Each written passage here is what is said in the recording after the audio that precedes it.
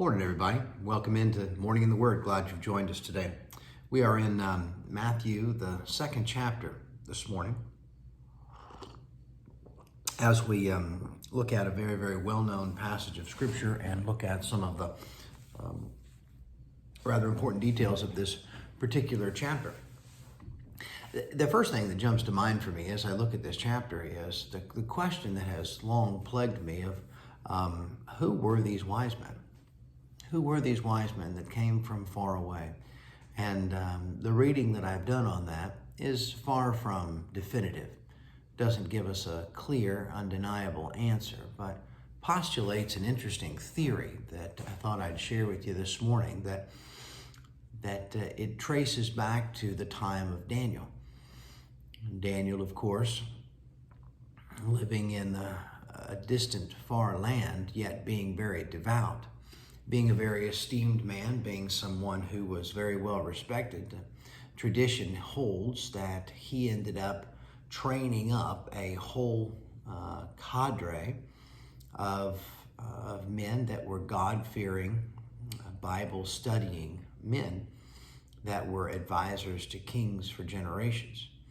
And that these God-fearing, Bible-studying men were watching for the coming Christ, following the Scriptures, and were directed by God to be these wise men that proclaimed his son's arrival. We don't know that that's true, but it makes as good a sense as anything that I have read, and sure makes an interesting kind of part two to the story of Daniel. But whoever these wise men are, they perform a very important task, and that is of proclaiming the arrival. However, as you'll see in this chapter, that arrival is not pleasing to everyone. In verse 3, it says that both the king and all of Jerusalem were troubled by this news. Now that's interesting. Why would all of Jerusalem be troubled by this news? This is the Messiah. This is who is been awaited and anticipated for generations now. Why would that be troubling? And the best thing I can think of is that word Jerusalem there, depending on who you listen to, means it stands for government. In the same way that we today, might say Washington feels such and such.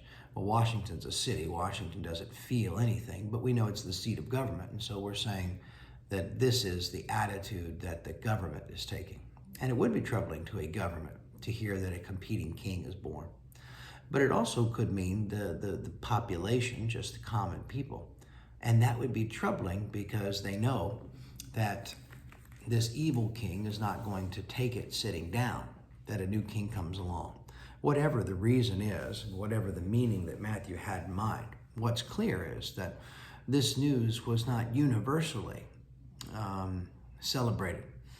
And as we'll see throughout Jesus's life, he also is not universally celebrated. And in a little bit of foreshadowing, it's interesting that he's still not universally celebrated. And speaking of foreshadowing, something you see in this chapter that is very important for us to understand about the book of Matthew is very evident, and that is his enormous use of prophecy. Go through this chapter, and as you read it today, just pay attention to how many times there's a straight-out prophecy given or an allusion to a prophecy that's given, because it is a hallmark of Matthew. Matthew is, in so many ways, a gospel written for the Jewish audience. He uses so much more of the Old Testament and ancient Jewish tradition, and it really does bring an interesting kind of angle to the story of Christ that I think you'll enjoy as we go along. Just two things I'll close with. One of them is I think it's so incredibly practical, and how incredibly fortuitous, how God looked ahead and saw the gifts that were given by the wise men. Have you ever wondered where they went? Why is Jesus not in a rich family if he had these rich treasures? And it could be that these treasures arrived literally moments before they had to be used, because it was possibly those treasures.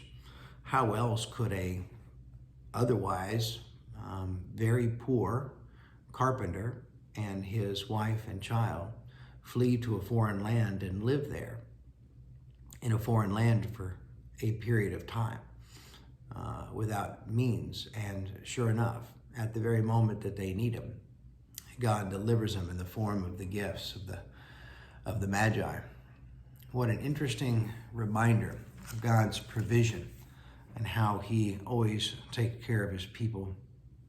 The last thing I'll say is that one reason that this chapter is unique to me and interesting, one that I think it gives a perspective that the story of the birth of Christ doesn't get anywhere else, is how good a light it paints Joseph in.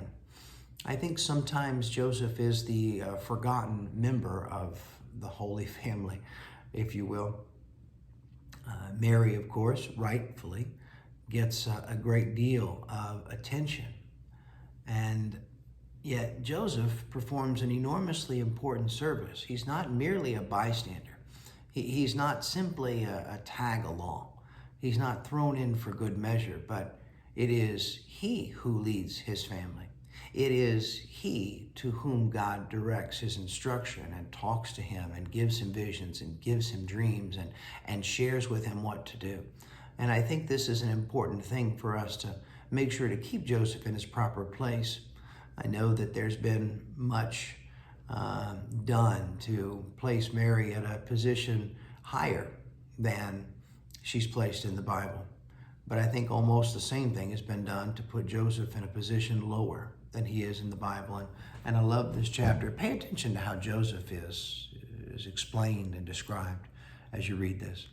It's a great chapter and one I know you'll enjoy. Look forward to being back in here with you tomorrow. Happy Tuesday, everybody.